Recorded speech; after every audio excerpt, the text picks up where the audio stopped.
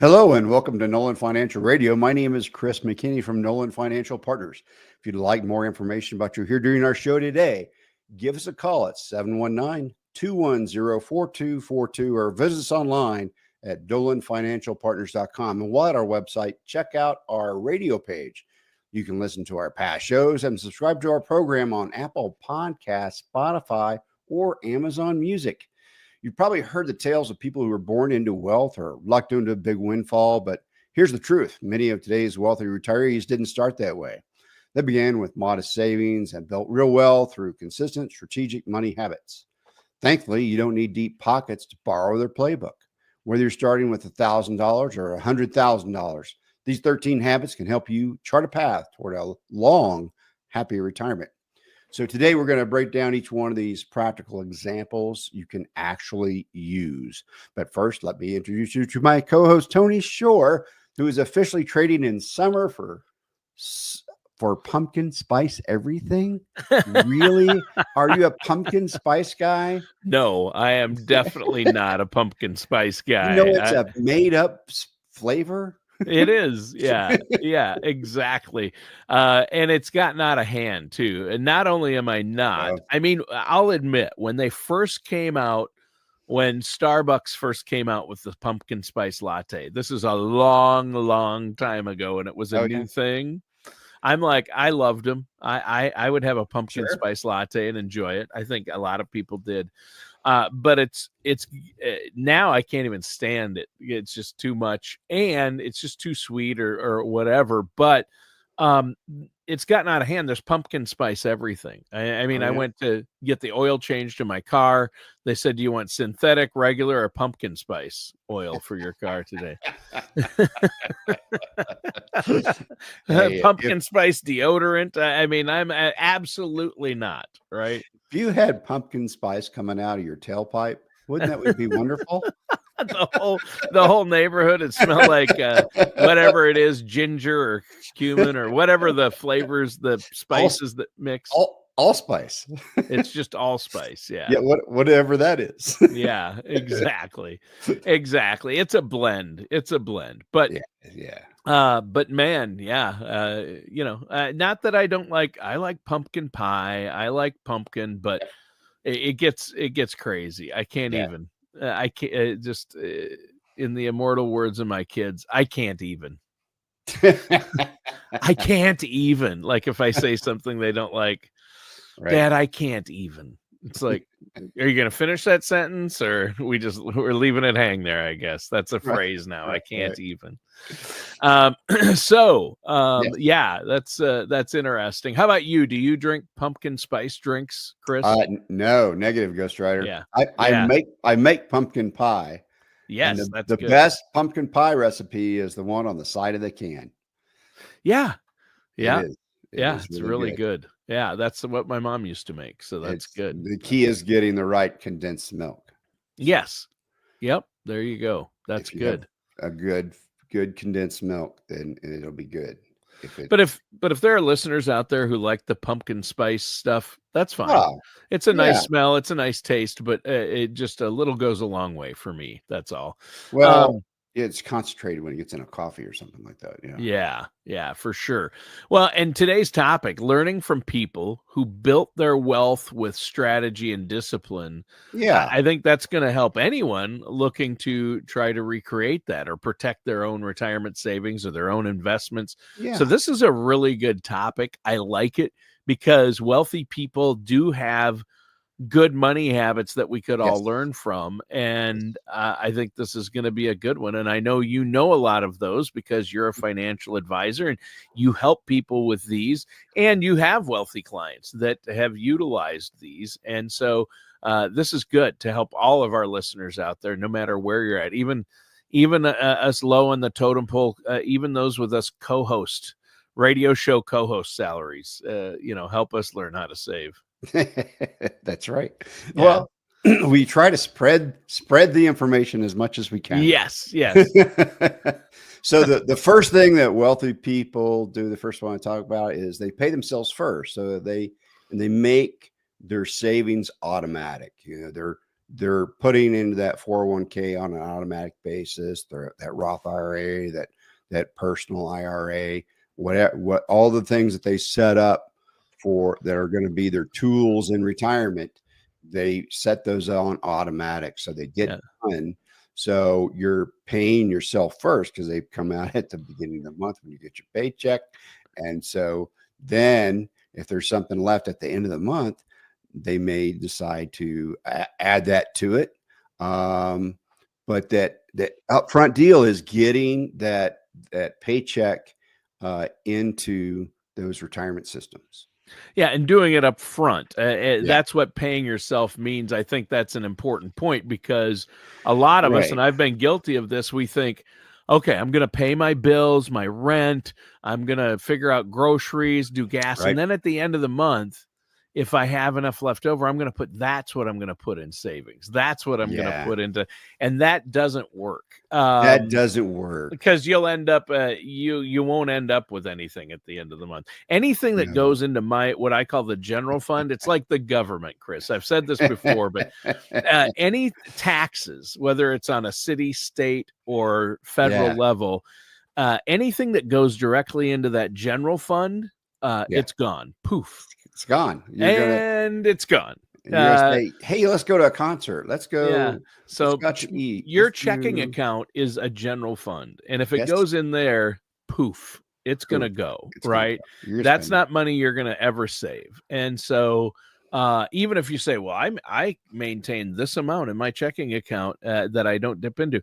Well, that's great. But first of all, you shouldn't use your checking account as a savings account.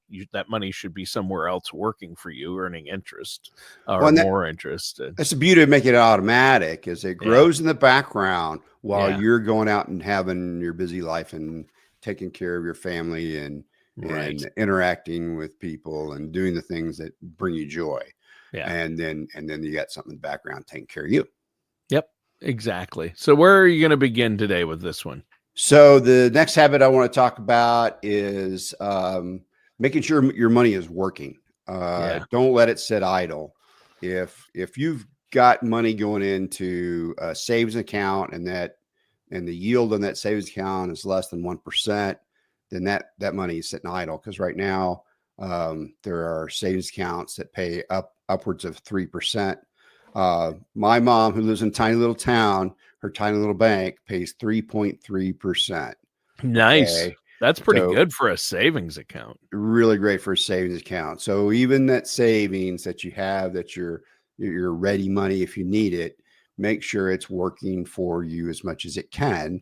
But make sure money's just not sitting. Make sure that if it's sitting in a stock, it's not a stock that is just dragging on, not doing anything, not kicking out any dividends, no yield, no return on investment.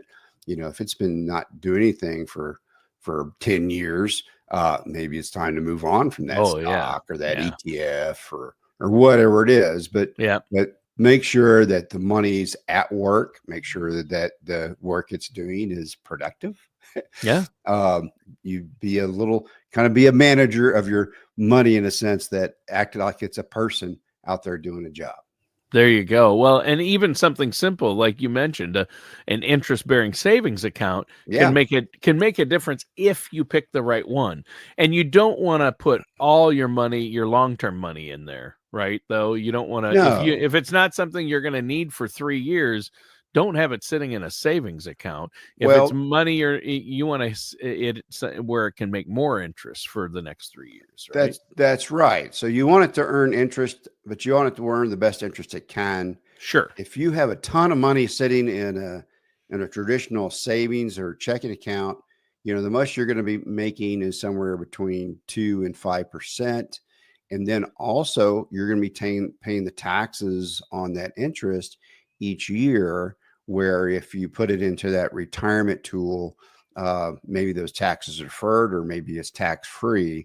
So make sure that money is getting to those places where you can also navigate some taxes and taxes are expensive, right? I mean, so what the first category is 10%. Well, that's a lot more than you're earning in in a savings account. Right. So just by modifying where your money is sitting, you might be able to gather some more money. Yeah, exactly. So it's So, about wealth accumulation and right. letting that stuff set. So, Yeah. uh, yeah, go ahead, Tony. Well, I was going to say, again, pick the right one, but also work with a financial services professional, right?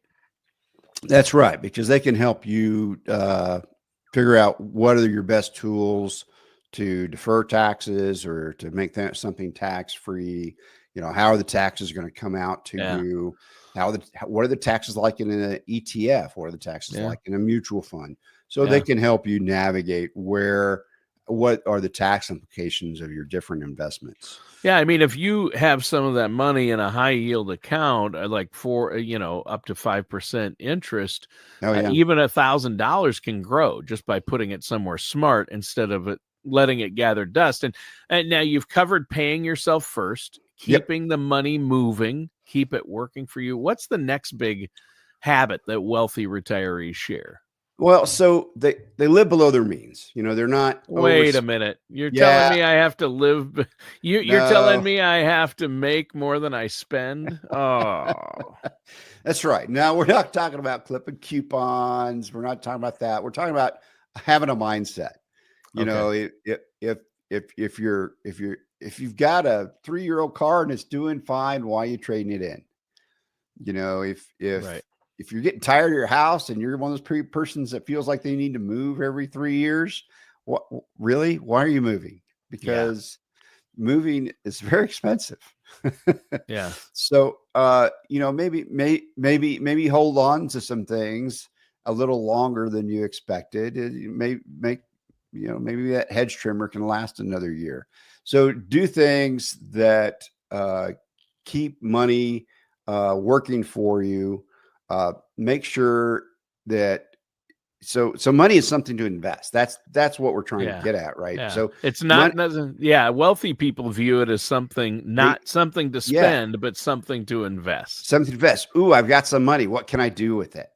Yeah. Right? Most people are like, how can I spend this? It's not how can I spend it? It's how can I invest it? Where can I put it? And it's going to make the most money for me. Right. And That's the difference of yep, that's the mindset that you have to get into. And right. that's the mindset of people who are wealthy in retirement. That's their mindset. That's how they made it happen. That's right. That's right. So they also avoid maybe like a lifestyle creep. Sure. So you're making $250,000 a year, and then you get a pay raise to 300,000. Now just remember your pay went up $50,000, but that doesn't mean your income went up $50,000. Right. It did not. It did not, because the taxes on that are pretty high. So it really went up about half of that. And so you're not living a bigger lifestyle on half of those raises, right? So when you're a high earner, you're not when you get raises, a lot of that goes to taxes. So you're really not, don't let your lifestyle creep up past what you're doing. Make sure you're setting aside some of those different. So if you do get a raise, say, okay, half is going to taxes. I need to put maybe a quarter of that to retirement, and then I can spend the rest. But make sure that you're not overspending your plan, right? So you have a spending plan. Make sure you're not overspending that plan. There's a research from the Employee Benefit Institute. They found retirees who overspent early in their retirement often ran into trouble later in retirement. Yeah, of So course. so if while you're working, you're keeping that wealth mindset and carry that into retirement, then you'll stay wealthy throughout your retirement. Yeah. And so even at higher income levels, it really comes down to discipline, like living on, Right. say, 70 to 80% of what you bring in and saving the rest. That's So, what's another big difference between people who build wealth and those who struggle? So really, they stay clear of costly debt. So Okay. when we met people with debt they're not saving for the retirement, right? Right. So the first thing we usually try to do is make sure that if they have any high interest credit cards or any other high interest debt, we start attacking that as hard as we can. And so interest rates are on these cards are like 22% now and higher. and Between higher. 22, I've seen all the way up to 30%. 30%. So can you imagine? So if you're spending $1.30 for every dollar you're using your credit card every month, that now you've just everything is 30% higher. So add a 30% to everything you're buying. Yeah. Crazy. Okay, that's going on that credit card. Yeah, that's crazy. So that can really erode your wealth plan if you're paying those kind of interest rates. Yeah, that's nuts. It's crazy with credit cards. You got to avoid high interest debt, and there are ways to pay down that debt, right? I mean, because that kind of debt feels like quicksand. The harder you struggle, the deeper you sink, right? Yeah, there's different ways to tackle it. So what we do is we want to list all the debts. We want to know what the debts are. Yep. Look at them, right? Don't ignore them. Look at them. Figure out which ones you want to start paying first, right? And so make minimum payments on all but one, and then attack one hard, get it out, and then keep going and attacking those.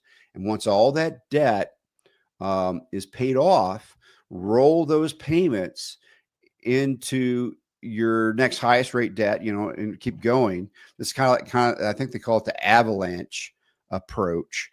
Is where say you've got 4 debts and the minimum is 100 on each, and then you were paying like 200 on all 4.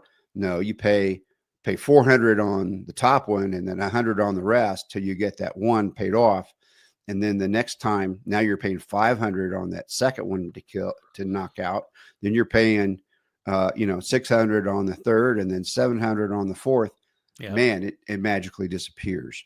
So it's a great way of getting rid of those kind of debts. Yeah, I like the avalanche method. I mean, I think that works really well. There's also the snowball method, right? But getting that high interest paid off first, it's going to be the hardest one to pay off usually. But that's the one you want to get rid of the soonest, I would say. Right. That's why we prefer the avalanche versus the snowball. The snowball starts with the smallest interest rate or the smallest payment. Right. Smallest amount of debt. Right. So how can a financial services professional, how can someone like yourself, you and Tara, potentially help people or some of our listeners out there develop these habits? So what we can do is we can help turn the habits into a plan, right? A financial plan that is personal to you. It's built on your desires, your goals, your income, how you expect your income to change through time.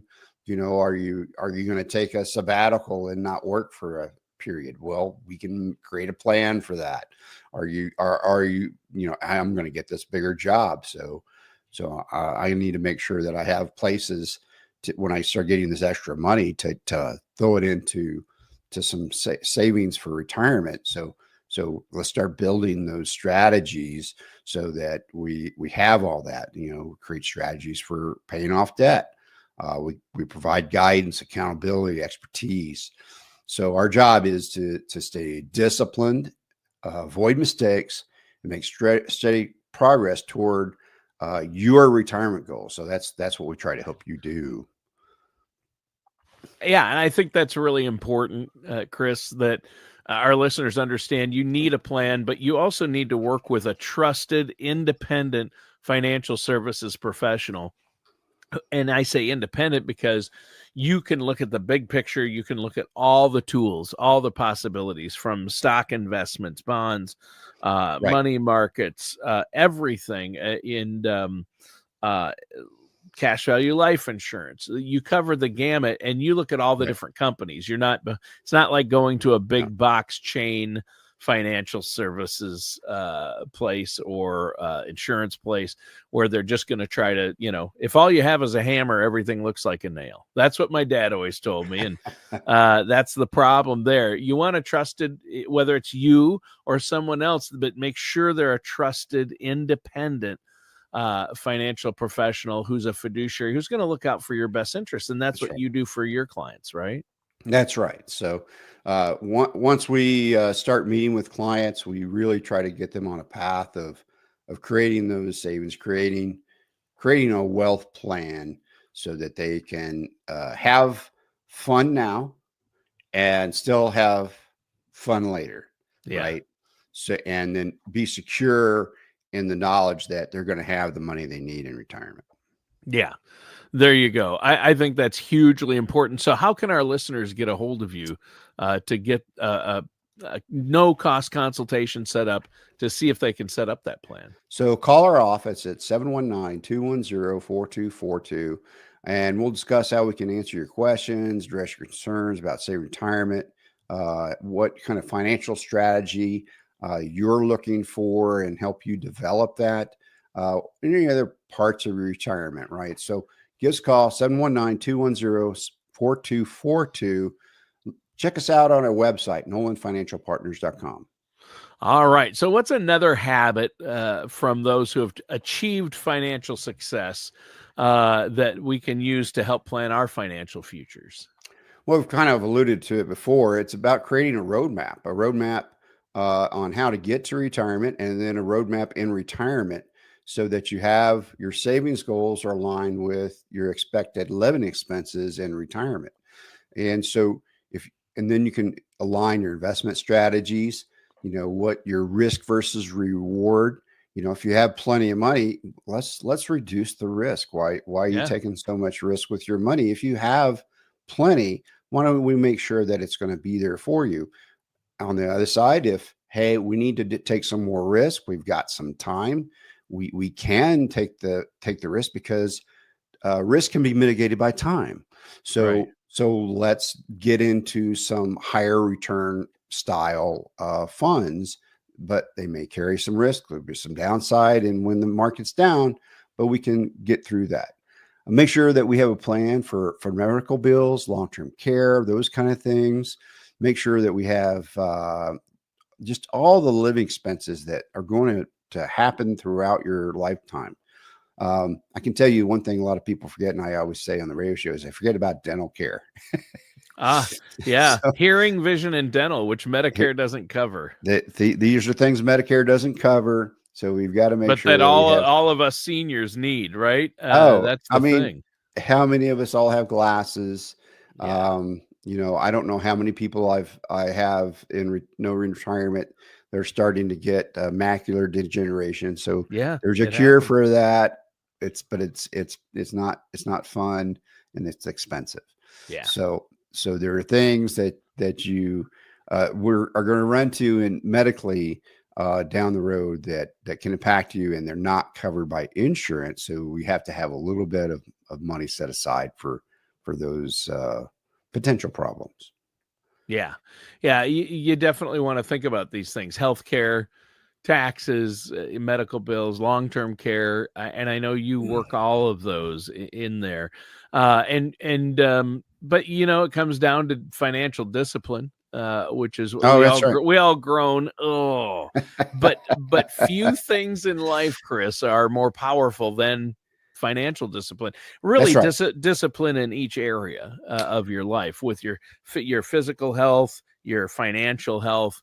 The more disciplined you are, the better you're going to be. And again, the people are out there, hey, that's easier said than done. I love pizza. Right. That's what I'm saying. Right. But you need to have discipline. Try to eat better. You're looking good, Chris. I was going to comment on, you must have gotten a haircut or something too, because you're looking good. Being outside, Yeah, that's good. Yeah. You've gotten some color. That's good. Being outside. That's good. But seriously, you need discipline. And I know you and Tara have financial discipline. Of course, you're financial advisors.